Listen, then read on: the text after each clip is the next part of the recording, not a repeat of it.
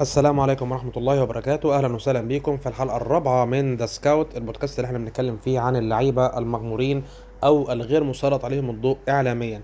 النهاردة هنتكلم بقى عن الدوري الإيطالي اللي اتلعب منه أول جولة، وفي نظري هتكلم عن أحسن صفقة لعبت في أول جولة، وفي نظري هي واحدة من أحسن الصفقات اللي اتجابت السنة دي في الدوريات الخمسة الكبرى كلها. وفعلا اللاعب ده لو اثبت نفسه هيكون طفره في الدوري الايطالي لو استمر على هذا الاداء وهذا النهج على طول. لا، الراجل ده هيوصل لحته تانية.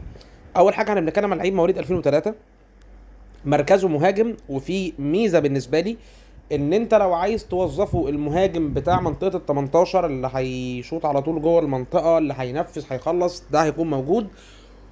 بالاضافه ان هو كمان اصلا مش مهاجم منطقه 18، وده مش معناه ان هو واحد محطه ولا بيفتح مساحات وخلاص. لا، الراجل ده مجهود بدني جبار، رغم ان بنيانه الجسدي يعني مش افضل حاجه من وجهه نظري طبعا، ولكن لا، مجهود بدني جبار. عايز يروح على الاطراف عشان يعمل عرضيات، بيعمل ده. مهاري جدا جدا جدا. بينزل لتحت منطقه 18. اول ماتش حتى من كتر الجهد اللي عمله والكره اللي جابها في العارضه قدر يخلص باسيست الماتش ده.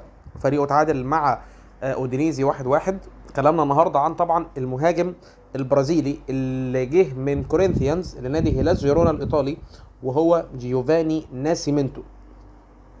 الراجل ده، خدوا كلامي ده يعني سجلوه كده وتعالوا اخر الموسم، الراجل ده لو تم الاعتماد عليه بشكل اساسي وادى نفس الاداء ده في كل جوله، دي هتكون نسخه مقاربه لرونالدو الظاهره مع انتر.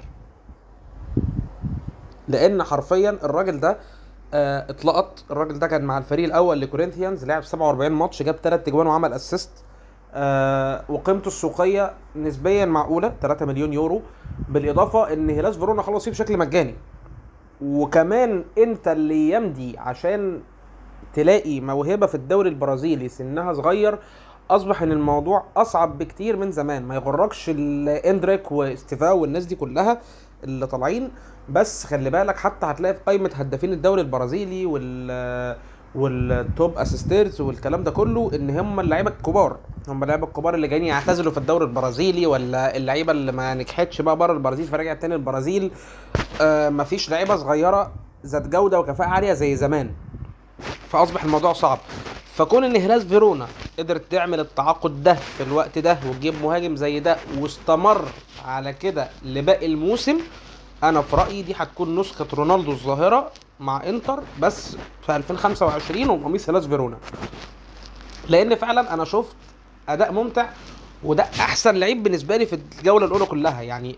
انا مع كامل احترامي طبعا لترام ولوتارو والناس دي، يعني برضو الناس دي كانت الماتش سهل بالنسبه لهم، ولكن الراجل ده يا جماعه هو عمل كل حاجه ممكن المهاجم يعملها وممكن المهاجم ما يعرفش يعملها في ماتش واحد. جيوفاني ناسيمنتو، احفظوا الاسم ده كويس جدا جدا جدا. واتمنى ان الكلام ده يبقى فعلا حقيقي، انا متوقع له مستقبل كويس. الراجل ده اول مره يلعب في اوروبا بالمناسبه، واول نقله وخبطه ليه مع هيلاس فيرونا، ودي حاجه كويسه جدا ان هو خد الثقه وهو سنه صغير مع فريق مش بينافس، فده هيشيل من عليه حوار الضغوطات. ممكن يبقى في الاخر زي انجي بوني اللي هو راح انتر من بارما. الراجل ما فيش عليه ضغوط، والراجل هيأدي وهيجيب ارقام كويسه. انا متوقع ان هو يعدي على الاقل حاجه زي 10 اهداف. ولكن لو فعلا كل ماتش اتلعب بنفس الطريقه دي، انت هتشوف نسخه رونالدو الظاهره تاني مع انتر. طبعا تقدر تشوف الملخص بتاع لمسات الراجل ده في اول ماتش عن طريق قناه الدوري الايطالي. وبس ده كان كلامنا النهارده عن تغطيه للدوري الايطالي من لعيبه للعيبه. شكرا جدا لكل حد بيكمل بودكاست لحد الاخر. كان معاكم محمود ابو مسلم، بودكاست ذا سكاوت. سلام.